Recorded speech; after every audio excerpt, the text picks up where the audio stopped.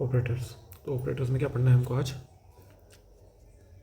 Basics of quantum mechanics का अगला part पढ़ रहे हैं अपन। क्या होता है? केट नोटेशन होता है, और ये क्या बताता है? क्वांटम स्टेट बताता है किसी वेव फंक्शन के लिए, है ना। देखो, प्रोसेस ऑफ मेजरमेंट कैसे करते हैं अपन? प्रोसेस ऑफ मेजरमेंट होता क्या है? जब इस वेव फंक्शन को किसी ऑपरेटर से अप्लाई करते हैं तो कुछ सर्टेन वैल्यू अपने पास आती है। इस प्रोसेस को बोलते हैं process of measurement.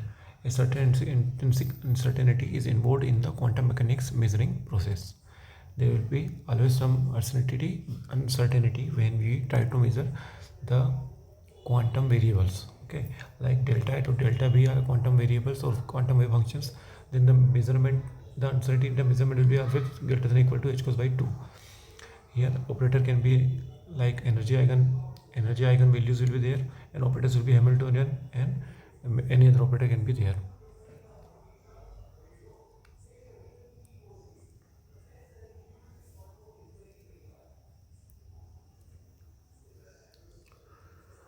Okay. And delta is standard deviation. The value of standard deviation will be a square, means average value of a square minus square of the average values.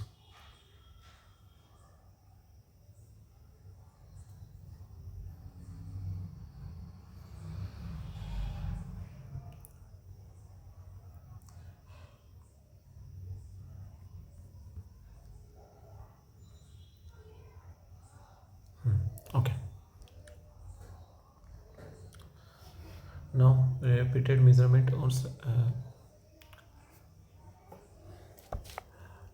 तो ये क्या बताता है?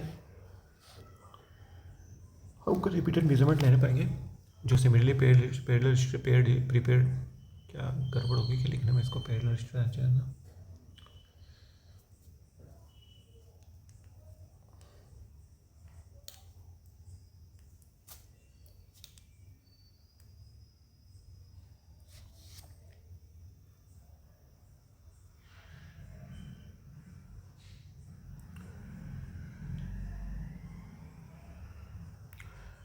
ना देखो, टाइप ऑफ ऑपरेटर्स में पढ़ना है अपने को। लीनियर ऑपरेटर होते हैं, क्या होते हैं लीनियर ऑपरेटर? क्या होता है लीनियर ऑपरेटर? ये ए के पिकअप शाई को अप्लाई करें तो क्या आएगा अपने पास? ए शाई आ जाएगा। Associative law for multiplication for a number and A state, ठीक है। एसोसिएटिव लॉ, डिस्ट्रीब्यूटिव लॉ कैसे? वही ए के साई वन के साथ और साई टू के साथ साइमल्टेनियसली अलग अलग रूप से इक्वल हो जाना चाहिए। अरे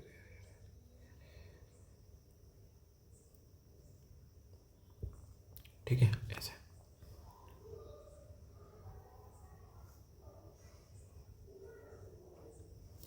All operators in quantum mechanics correspond with physical dynamical variables and are linear in nature. जितने भी ऑपरेटर्स होते हैं क्वांटम मैकेनिक्स में क्या होते हैं? फिजिकल डायनेमिकल वेरिएबल्स के कोरस्पॉन्ड्स होते हैं। इनके से होते हैं लीनियर होते हैं नेचर में।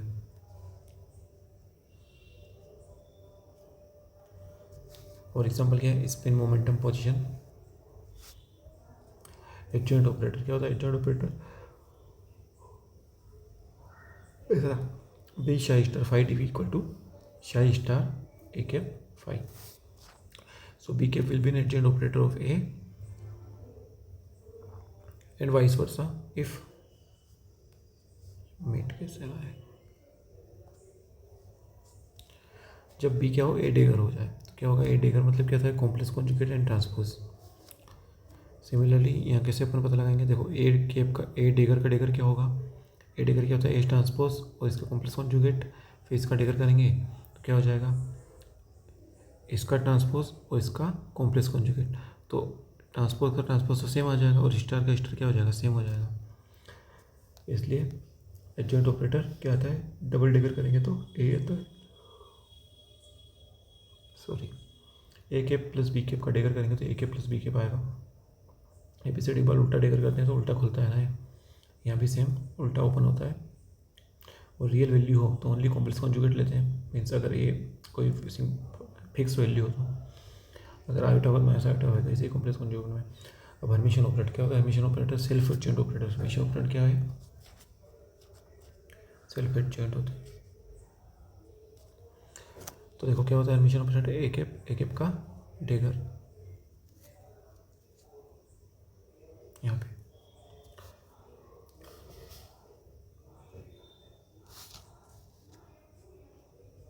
ये तो क्वांटम मैकेनिक्स में जितने भी ऑपरेटर्स होते हैं जो फिजिकल ऑब्जर्वेबल जो क्वांटिटीज़ हैं उनसे एसोसिएट होते हैं वो सारे कैसे होते हैं, हर्मिशियन तो होते ही हैं। तो क्वांटम मैकेनिक्स में मोस्ट ऑफ द टाइम जो ऑपरेटर्स है वो क्या रहेंगे, हर्मिशियन रहेंगे। और ये बिल्कुल लाइन सबको हमेशा याद रखनी है, eigen values of Hermitian are always real. Question है, लास्ट में क्वेश्चन कर रहे हैं मैंने बहुत सारे, तो उसमें क्लियर हो जाएगा, है ना। थोड़ा सा पेशेंस बना के देखते रहो, बहुत मज़ा आएगा आखिरी में। चलो आगे देखते हैं। इन्वर्स ऑपरेटर क्या होता है। इन्वर्स सबका एग्जिस्ट नहीं करता। इन्वर्स एग्जिस्ट करने के लिए क्या होना चाहिए, ये। और इन्वर्स ओपन कैसे होगा, वही जैसे सेम उल्टी साइड से। यूनिटरी ऑपरेटर क्या होता है, यू टेकर इक्वल टू क्या आ जाए, आई आ जाए, तो इसको बोलते हैं यूनिटरी ऑपरेटर। अब क्या आता है, वेव फंक्शन। वेव फंक्शन क्या होता है,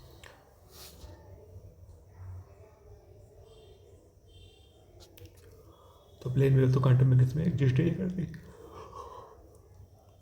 इसलिए थोड़ा रिवाइज करेंगे अपन इसको।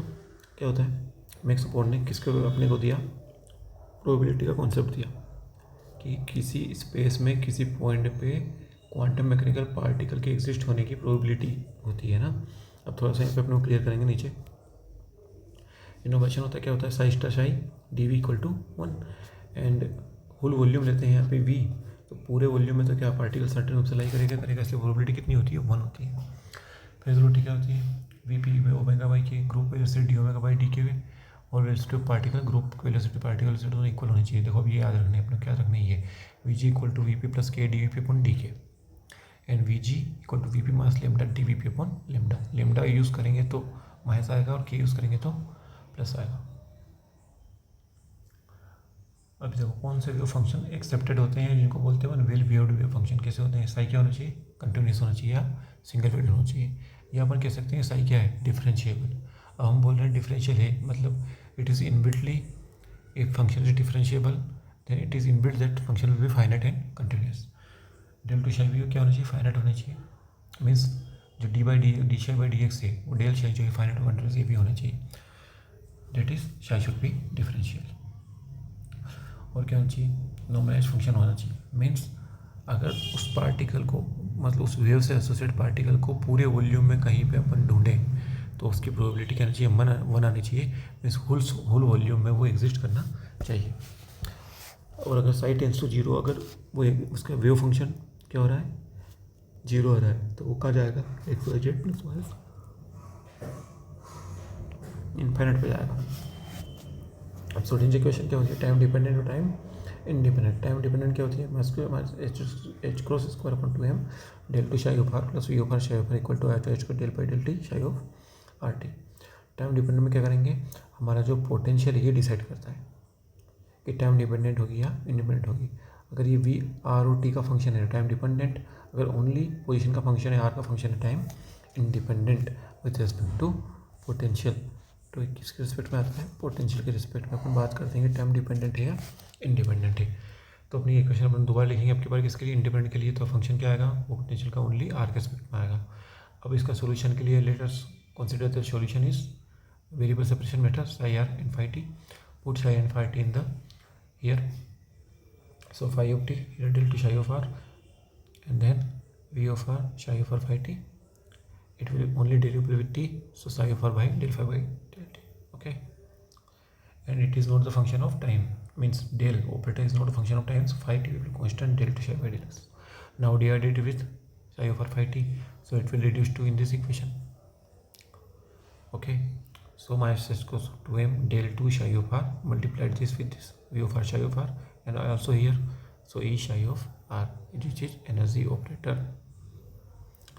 So that is h psi equal to e psi, h is Hamiltonian operator, minus h is equal to m del 2 psi of r plus v of r equal to। और यहाँ पे देखो इधर क्या है, एनर्जी ऑपरेटर, यहाँ से compress करो, कंपेरिजन करो, तो iota h equal del phi by del t equal to e of phi t. From here we can say del phi by del t by phi of t equal to minus iota by h cross and edt, okay.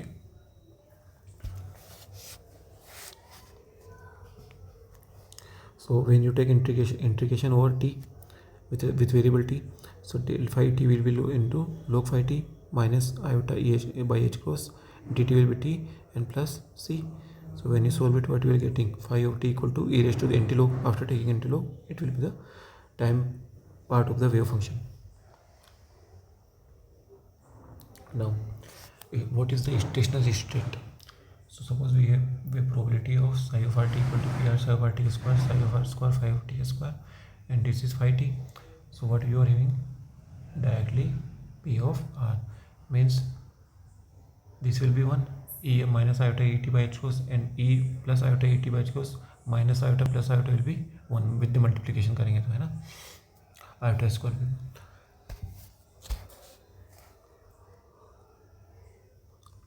So probability will be p of r, which is stationary state. This is the meaning of stationary state. Doesn't mean that psi r is constant means particle is not moving. It means the probability of that particle finding in certain region is constant and not varying with time.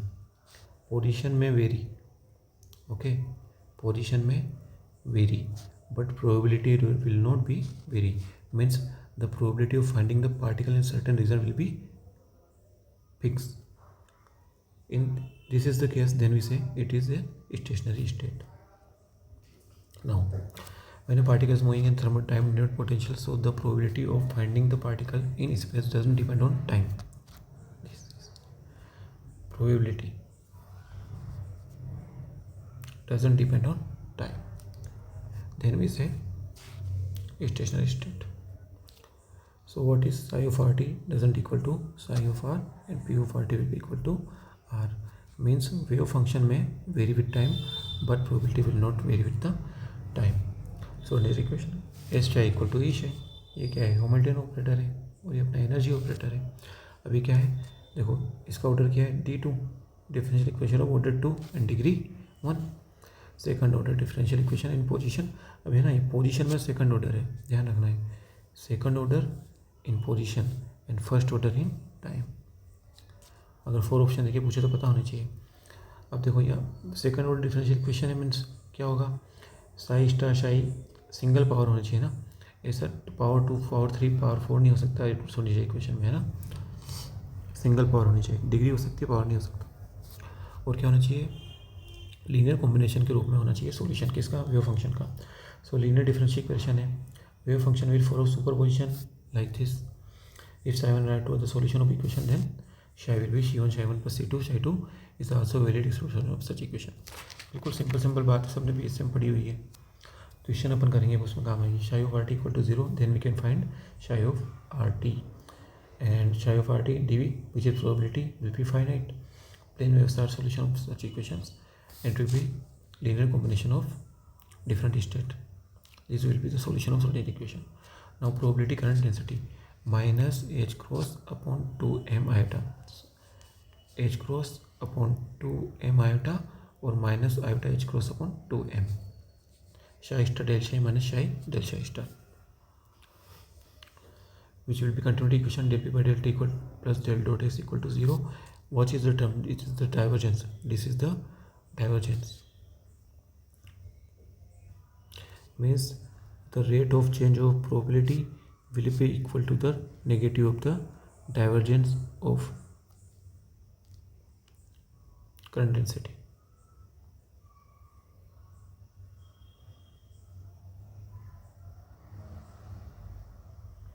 अब देखो eigen value क्या होती है जो इस equation को satisfy कर दे, वही क्या है? आइगन वैल्यू है. Suppose Sai is the state of the wave particle, Sai is the state of the wave function of the particle which is showing wave behavior, means wave packet. In quantum we will talk about wave packets, not about particles. So particle associated wave, single wave cannot be utilized, so we will talk about wave packets. So suppose we have an operator and these are the eigen values and these are the eigen state. Now what is happening in quantum mechanics? Before applying the operator, before the operation, we have full wave function psi, but after applying any operator we have 3 wave function, and simultaneously depend on the operator, we can predict what wave function it will have after applying that operator. This is the main thing to understand about operator and applying that operators on the wave function. So what is happening here? Before the wave function, before the operation, we have complete psi, but after the operation of the operator on the wave function, we can have psi 1 or psi 2 or psi 3 or combination of these two. Means wave function has been collapsed. Okay, so for probability we need psi measuring state. For just eigenvalues or eigenstate we need only operator. So probability के लिए हमको क्या चाहिए था? psi. लेकिन हम eigen values की बात करते हैं तो क्या चाहिए अपने को? ओनली ऑपरेटर चाहिए. ठीक है, ध्यान रखना है, बहुत इंपॉर्टेंट बात है.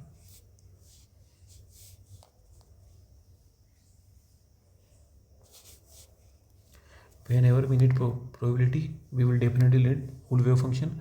But when we are talking about eigenvalues and eigenfunctions, eigenstates, we don't need the wave function. We only need the operator, and we can sort out the things.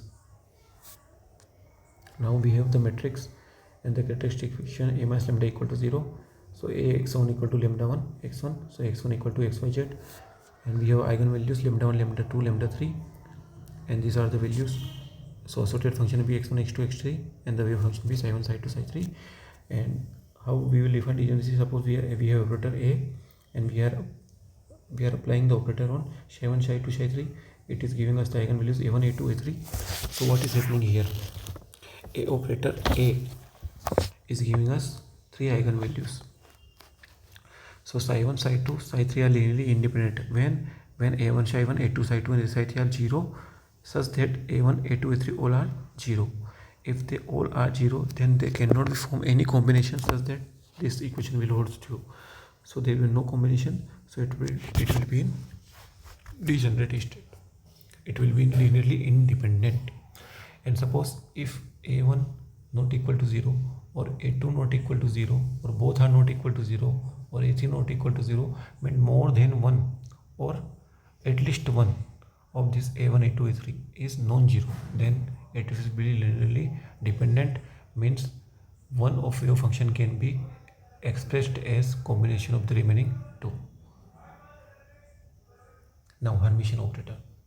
Eigenvalues of Hermitian operators are always real. We know this.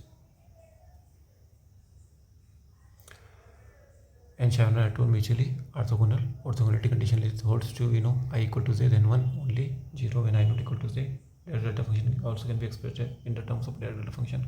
If a cap and b cap are two linear operators, that is c cap equal to a cap b cap and d cap equal to b cap a cap, then in general we cannot say c cap equal to d cap, since we know that a dot b cap is not equal to b dot a cap.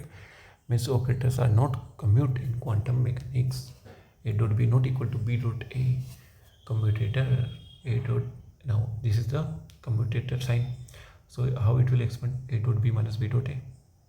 Operators here are operators. If a dot b equal to 0, then what will say? They are commuting each other.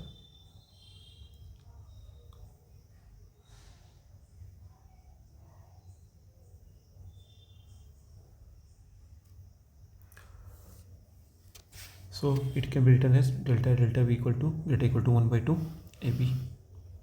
And if it is commuting to each other, then delta will be equal to 0.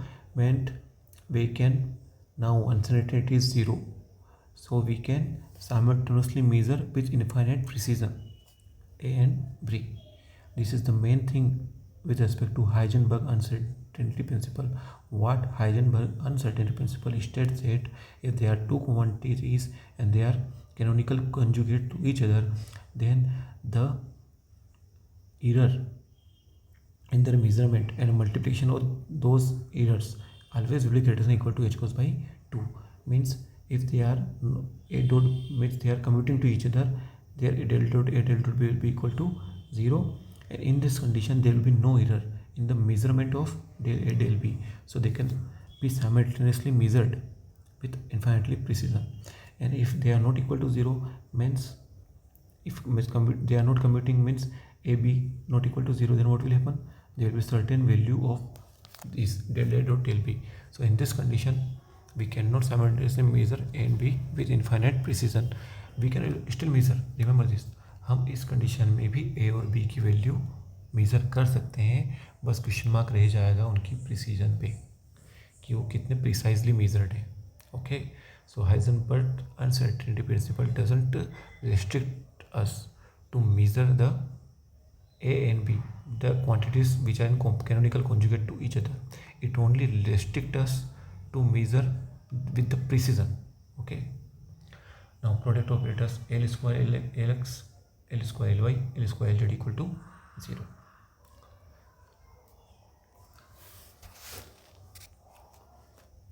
Lx equal y equal to iota h cos lz, yx equal to minus iota h cos lz. We know this. Li lj, remember iota h cos lk. I j से k में जाता है ना ये, और ये तो अपने को पता ही है. Li lj equal to ij I h cos lk. x p x same here, x p x, y p y and z p z. अगर यहाँ पे सेम नहीं होगा तो यहाँ क्या हो जाएगा? 0 हो जाएगा. ठीक है ना, दोनों में 1 होना चाहिए. 1 1 डेल 1 1, तो ये क्या आएगा? ये 1 1 आएगा. तो ये अगर 2 1 या 1 2 हो गया, सारे क्या हो जाएंगे? 0 हो जाएंगे. और ये तो कंप्यूट करते ही हैं सारे. ठीक है, ये याद रखना है, सारे कंप्यूट करते हैं. और एक ये भी वही, ये भी एक आगे वाला देगा. नाउ कॉम्पेटेबल ऑब्जर्वेबल्स, हिंदी विषय सुसंगत प्रेक्षण चताक्षय. So what does it mean? If two quantities are commuting, observable quantities are commuting to each other, means this is 0. So what will happen? They can be observed. And if A B not equal to 0, then A B are not compatible observers, means they cannot be simultaneously measurable with arbitrary infinite precision. So what is the question? Question is, if in examination he gave you two observable quantities with their operators and ask you whether they are compatible observable quantities or not. So just find out this commutator of those two. If they are commuting to each other, well, very well, we can simultaneously measure observable. They are compatible to observations simultaneously. That's why we calling them compatible observables. And if it not equal to 0, means uncertainty will be arises, means error will be in measurement in the precision. Hope you understand it. Okay, this is the basic of quantum mechanics. Now we'll study about expectation value. So this is how we define expectation value. Psi star recap psi by psi star psi, which is normalization, and in bracket form by attached to del x moment operator. So first we check psi normalized or not. That's how we do it. Ehrenfest theorem, remember it, important. What is Ehrenfest theorem? Px equal to m dx by dt.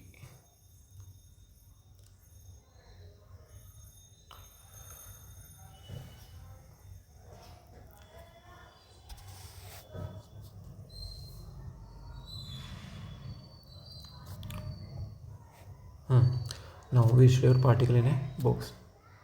So define the potential. In 0 say potential 0, particle is here, and x less than 0, x greater than a. Behind the walls, particle cannot go, y cannot go, because at these walls potential is infinite. Potential is infinite. Particle doesn't have value of energy to cross these walls of infinite potential. It will never have that energy. So psi first and psi third, wave function will be 0, because particle cannot exist. So wave function associated with the particle cannot be lies or exist inside this region first and third, because potential is infinite.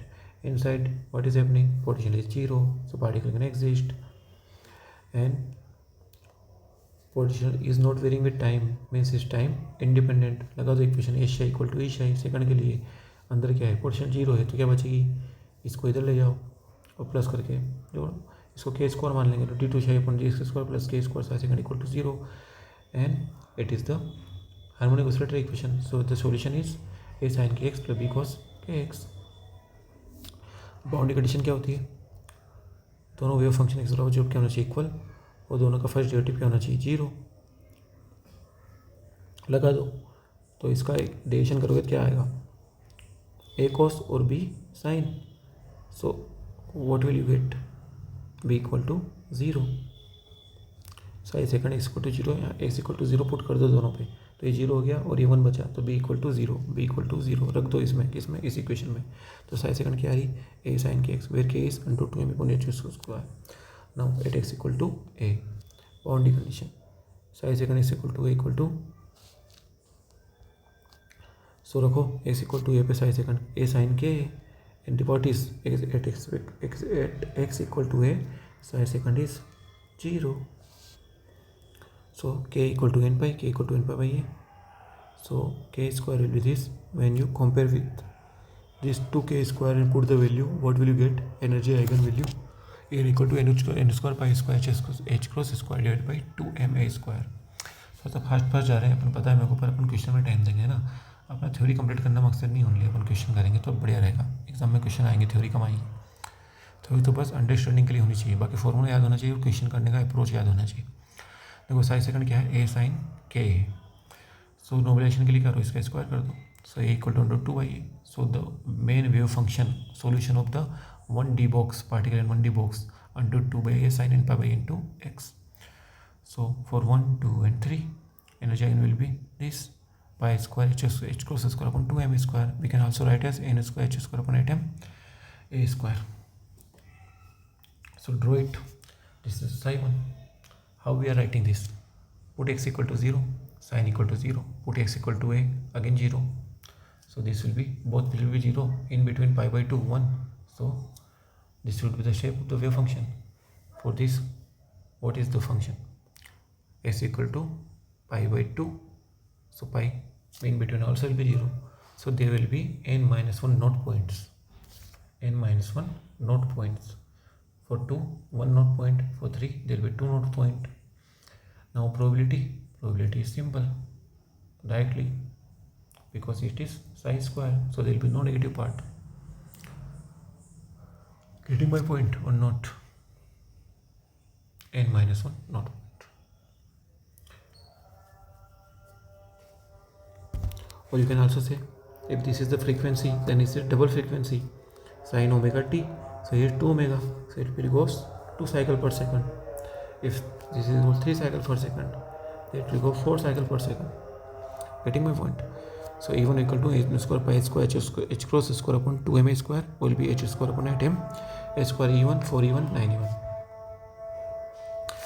अभी important part आ गया भाई, थोड़ा सा ध्यान देना, question आ गया है, पढ़ो क्वेश्चन को करते जाओ बस।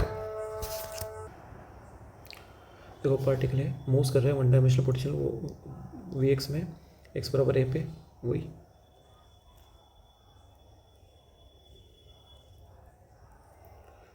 has a finite discontinuity jump, then which of the following is true for the wave function phi and its first order derivative।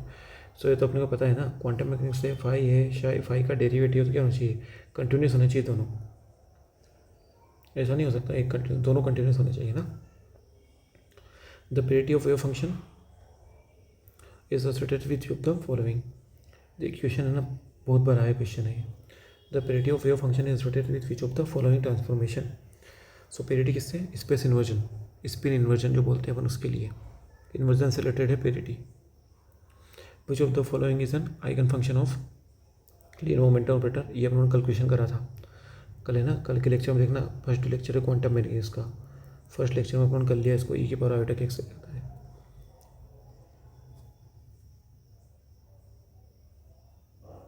Momentum, the parity of wave function psi is associated which of the following transformation, इस चीज़ वही same question देखो फिर से आ गया है, space inversion, parity किससे related है, स्पेस इन्वर्जन से। देखो कोई पार्टिकल अपना, इसकी वेव फंक्शन दिया है, effect around the centre value can not, which of the following is the nearly the width of the peak in के। तो अपने को विड्थ से निकालनी है, ये डेल्टा के की विड्थ से निकालनी है, तो सिंपल हाइजेनबर्ग प्रिंसिपल निकाल सकते हो। वैसे देखो यहाँ से निकाल लेते हैं अपन, ये फ्यूरियर ट्रांसफॉर्मेशन होता है, पता है ना अपने को, अपने डिस्कस किया था ऊपर कि क्या होता है आपस में फ्यूरियर, फर्स्ट लेक्चर में सब एक्स आपस में क्या होता है, फ्यूरियर ट्रांसफॉर्मेशन से रिलेटेड होते हैं। So delta X equal to X naught psi of K भी X naught by K, so delta X dot delta K will be X naught and delta K will be inversely proportional to psi 1 and psi 2 are 2 orthonormal wave functions. क्या है ये? Orthonormal wave functions है for an electron के लिए। Which of the following can describe the state of electron. अब जब orthonormal है तो क्या होता है? 1 2 -1 2 एंड 2 2 क्या जाएगा? बाहर आ जाएगा। ये अपना यह है। अपने इसका पूछा है प्रोबेबिलिटी करंट डेंसिटी क्या होता है? h cross k upon 2m और साई स्क्वायर रख दो, h cross k by 2m Sai square, ये प्लस ये माइनस, तो यहाँ से क्या आएगा? p by h cross a square minus b square. क्या बनेगी? क्यों? क्योंकि देखो एक प्लस में और एक माइनस में। एक क्वांटम मैकेनिक्स 3D है तो क्या होगा? देखो ये अच्छा question. Quantum mechanics 3 dimension normalized wave function. Normalized है तो 1 psi square d square d z, psi square volume है तो एल क्यूब, तो psi square will be 1 upon L cube. और देखो पूछ किसकी रहा है, ध्यान रखना है, साई की पूछ रहा है ना कि प्रोबेबिलिटी की पूछ रहा है। प्रोबेबिलिटी पूछता तो इन्वर्शन टू L3, लेकिन साई की पूछ रहा है एल की पावर 3/2। प्रोबेबिलिटी पूछ रहा है रैंडम पार्टिकल की, कर दो 0 से इन्फिनिट में, क्या आएगा? होना जाएगा। ठीक है ना? वैल्यू रख दोगे। क्या पूछा? Square of linear momentum px square. So px is this, तो px square will B, this will be minus h cos square upon del 2 upon del square. रख के देख लो, ये वाला सेटिस्फाई करेगा, बाकी कोई भी सेटिस्फाई नहीं करेगा। a sign k x plus a cos k x. The condition for two distinct quantum mechanical states represented by the wave function psi 1 and psi 2, so they will be orthogonal if this is the 0। अब कोई क्या है? अपना harmonic oscillator है, find the particle, probability निकालनी है at random time पे। और क्या बोल रहा है कि ये मेजरमेंट मेड में random time is inversely proportional to the speed. तो प्रोबेबिलिटी क्या है? इनवर्सली प्रोपोर्शनल क्या है? स्पीड के। तो देखो जब भी वो हार्मोनिक ऑसिलेटर यहाँ पे जाएगा एक्सट्रीम पे, तो क्या होगी? स्पीड क्या हो जाएगी? 0। तो स्पीड 0 हो जाएगी तो प्रोबेबिलिटी क्या हो जाएगी? मैक्सिमम हो जाएगी। ये भी 0 तो प्रोबेबिलिटी मैक्सिमम कहाँ पे हो रहा है? एक्सट्रीम्स पे। क्या पूछा है question? A particle is represented by a plane wave in position space, its wave function momentum space. तो मोमेंटम स्पेस है, पोजीशन स्पेस है, तो मोमेंटम स्पेस से पोजीशन स्पेस पे जाते हैं क्या आता है? एक प्लेन वेव आती है, और प्लेन वेव का मोमेंटम क्या होता है? सेम होता है, इसलिए वो लगेगा del1 डेल्टा फंक्शन। ये अपने को एक क्वांटम मैकेनिकल सिस्टम में एक स्टेट दे दी और यूनिट आइगन फंक्शन दे दिया। The shortest time after Sai T. अब देखो साई टी क्या होगी? साई टी मान लिया अपनों ने, दूसरी स्टेट है इसकी, क्या आएगा? Iota by 2 E minus iota upon को C1t and U1 plus E minus iota H को upon T E2t U2। Energy eigen values के करस्पॉन्ड से है ना, इसलिए ये U1 U2 किसके रिस्पेक्ट में? एनर्जी आइगन वैल्यूज के आफ्टर टाइम टी। ये 0 पे था, टाइम टी पे आ जाएगा, रख दो t इक्वल टू 0 तो वापस क्या आ जाएगी? ये आ जाएगी वापस इक्वेशन। तो ये अपने को याद करनी पड़ेगी, है ना? कहाँ से आएगी भाई? याद करनी पड़ेगी, तब जाके पता चलेगा, है ना? तो ये याद करनी ही पड़ेगी, इसका और कोई सोल्यूशन नहीं है।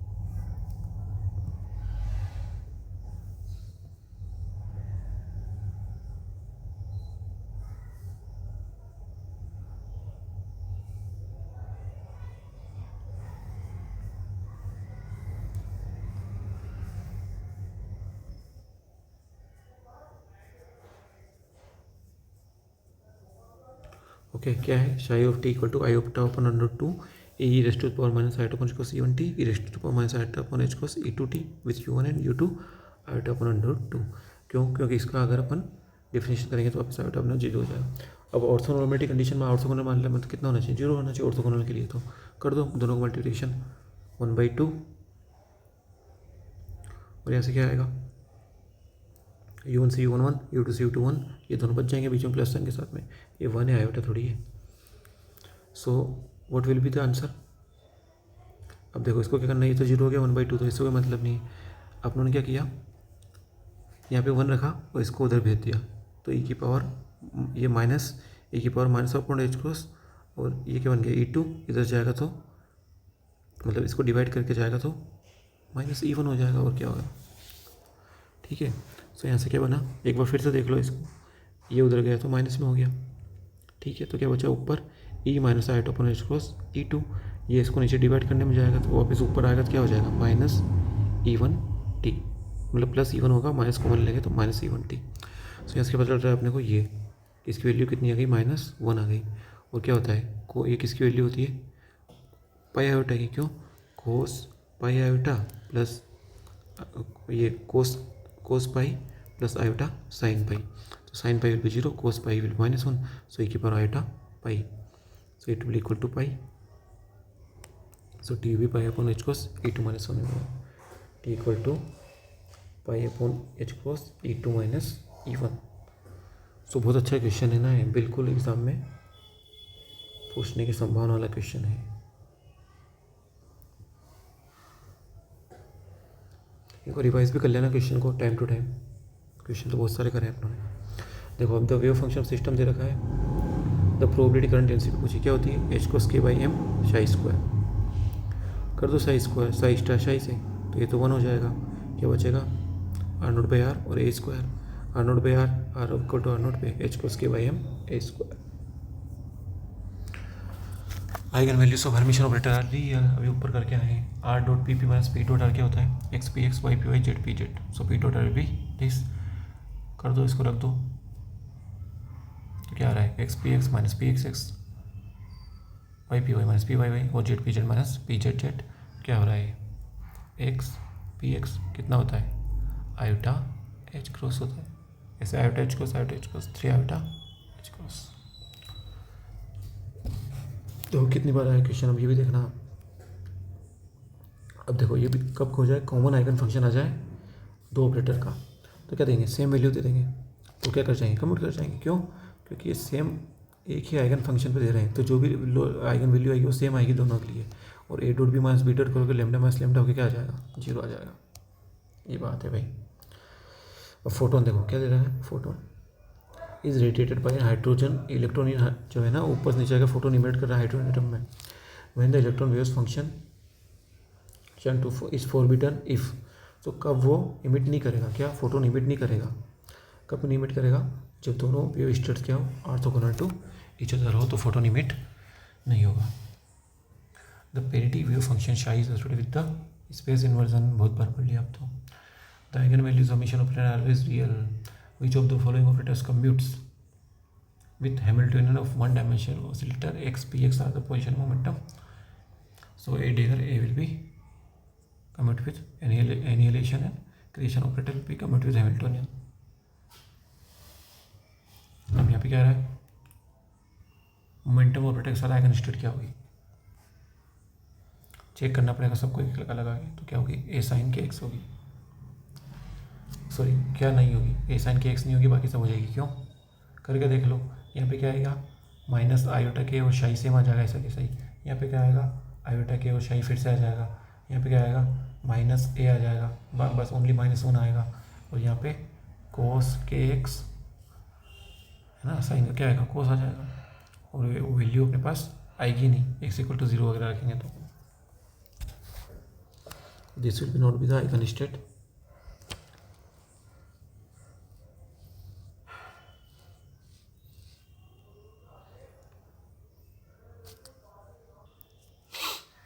ठीक है ना, क्योंकि शाई अपना रिपीट साइन का कोस में कन्वर्ट हो जाएगा, तो साई वापस आएगा ही नहीं। ये माइनस आयोटा एच कोस ए के कोस के एक्स, सो आइगन वैल्यू आ ही नहीं रही है। क्यों, तो कोस आ रहा है, यहाँ साई नहीं आ रहा है, इसलिए बाकी सब में आ रहा है, इसमें नहीं आ रहा।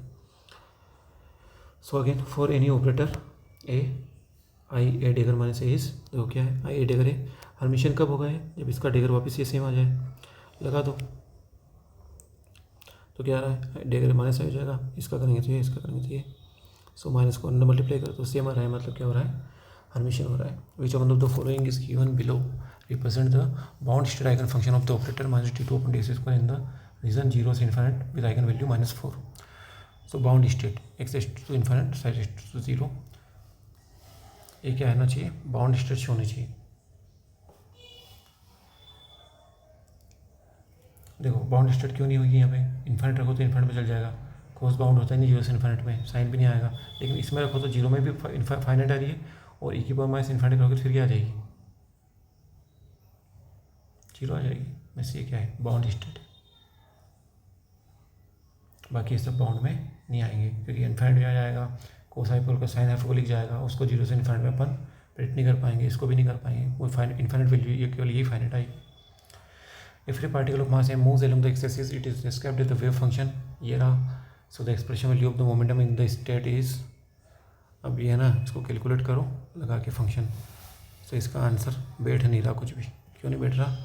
क्योंकि ये ओड फंक्शन आ रहा है। ओड फंक्शन आ रहा है तो वैल्यू क्या आनी चाहिए? 0 आनी चाहिए, और 0 है किसी में 3 ही रखे इन्होंने। समझ में आई बात तुमको?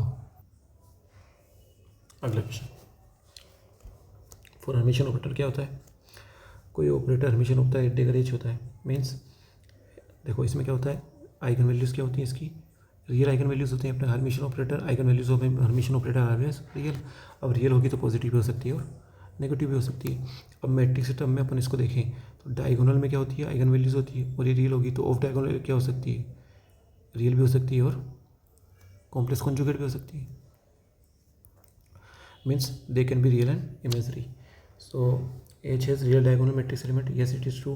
H has positive diagonal matrices element, ऐसा कंपल्सरी नहीं, नेगेटिव भी हो सकती है। H has imaginary of diagonal matrix element, हाँ हो सकती है, पर रियल भी हो सकती है। H has trace equal to 0, हाँ हो सकता है ना। ट्रेस क्या हो सकता है? सम ऑफ आइगन वैल्यूज़, तो ट्रेस 0 हो सकता है। क्यों?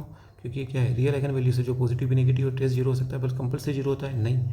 तो देखो ये बात सारी सही है, बात सारी सही है, पर ऑलवेज ट्रू में क्या होगा? H has real diagonal matrix element. बहुत अच्छा क्वेश्चन है ना, इतना सरल देता नहीं है पर वो फिर भी याद तो होना ही चाहिए, इसके बेसिस पे आप क्वेश्चन कर पाओगे। अभी एल एक्स एल वाई दिया और अपने को कम्यूटेटर निकालना है, लगा दो L x plus iota L y, L x minus iota L y, इसको सोल्व कर लो। एल एक्स के साथ ये पूरा, फिर एल एक्स के साथ सॉरी आयोटा एल वाई के साथ ये पूरा।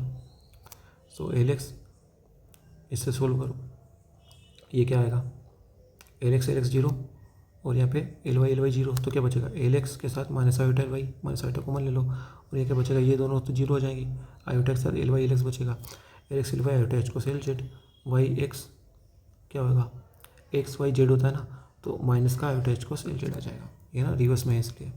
तो दोनों को क्या रहा? माइनस माइनस प्लस हो जाएगा, iota square sorry minus iota, इसी आयोटा स्क्वायर प्लस में हो जाएगा, और यहाँ पे भी आयोटा स्क्वायर प्लस में हो जाएगा, तो क्या है? 2h प्लस एल जेड बचेगा। बहुत अच्छा क्वेश्चन है, आ सकता है परीक्षा में।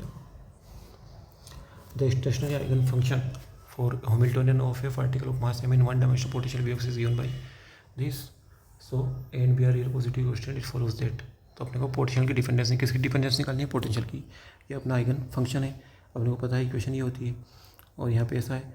अब देखो अपना जो पोटेंशियल दिया है इसने, ये पोटेंशियल ये इसका फंक्शन है एक्स का, ये टाइम का डिपेंडेंट ही नहीं है, तो ये तो क्या हो जाएगा? 0। यहाँ से वी एक्स निकालो तो क्या है? ये अब ये इसको डबल डिफ्रेंशिएशन कर दो, तो एक बार का तो ये आया, एक और बार करा तो ये आया, तो इसको खोल लो तो क्या आया? ये तो होगी वापस शाई, और ये भी होगी शाई, तो यहाँ पे 2 आ रहे, एक तो बी और एक एक्स स्क्वायर, तो क्या आ रहा है? Direct to x square. Which of the following functions can be acceptable solution of Schrodinger equation of all values. अब देखो ये इन्फाइनाइट पे भी क्या है? कंटिन्यूस है। ये इन्फाइनाइट पे तो कंटिन्यूस है, माइनस इन्फाइनाइट पे डिसकंटिन्यूस हो रहा है, मतलब फाइनाइट नहीं हो रहा है। 10x π/2 पे फाइनाइट नहीं होता, और sec x π/2 cos 0 क्या होता है? 1/cos 0 cos 90, तो 90 पे क्या हो जाता है? इन्फाइनाइट हो जाता है। सो ये सारे फाइनाइट नहीं है, केवल फर्स्ट वाला अपना फाइनाइट है।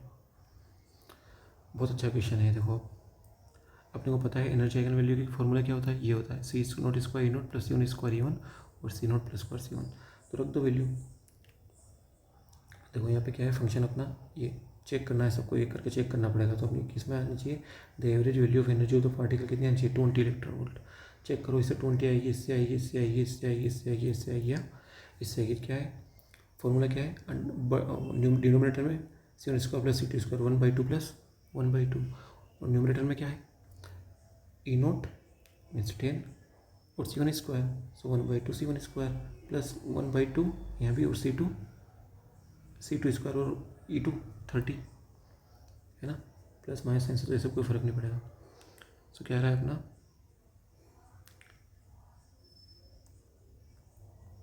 ये वाला ऑप्शन डी इज करेक्ट। बाकी ऑप्शन क्यों करेक्ट नहीं है?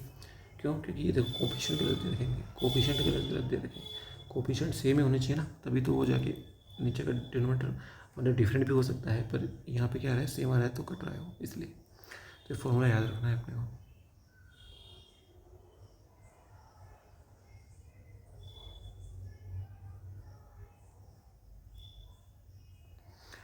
The maximum set of computing observable for system in spherical symmetric potential.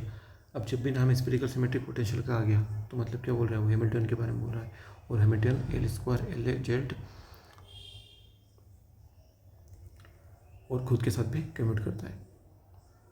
तो क्या होंगे H² L² L/Z क्या होंगे, आपस में कम्यूट करेंगे। दो operator corresponding to RP - PR थी H को सभी करके आया क्वेश्चन ऊपर, डबल क्वेश्चन आ गया। ये अच्छा क्वेश्चन है, देखो करने के बाद भी गलती कर सकते हो। x1 P2², तो ये क्या हो जाएगा 2x1 P2। 2x1 P2 कैसे लिखोगे, ऐसे लिख दो I/H cos del IJ। अभी देखो x1 P2 I not equal to 0, so it will be 0। Okay,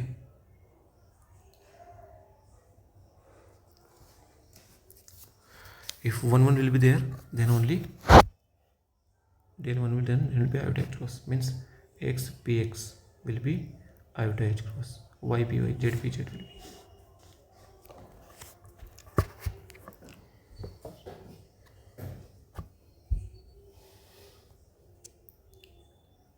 same question cube है यहाँ पे, तो क्या हो जाएगा आपकी बार a की पावर n, तो क्या आता है n b की पावर n-1।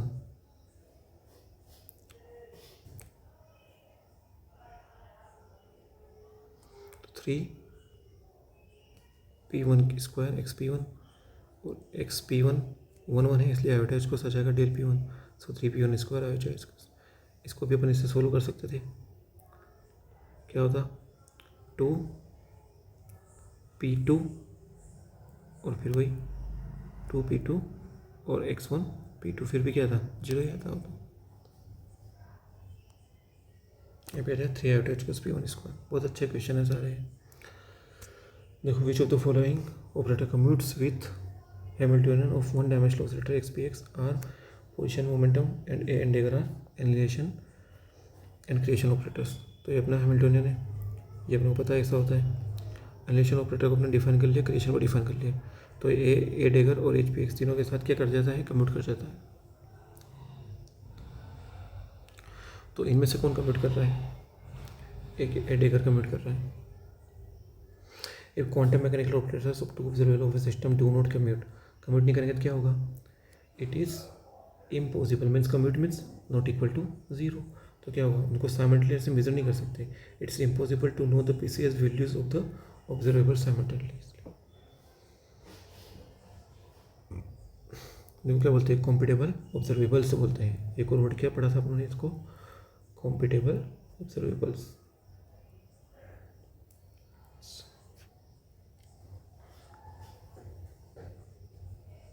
इसका क्या एच को इसको ओपन करके सोल्व कर लेना, बस कुछ भी नहीं करना है इसमें।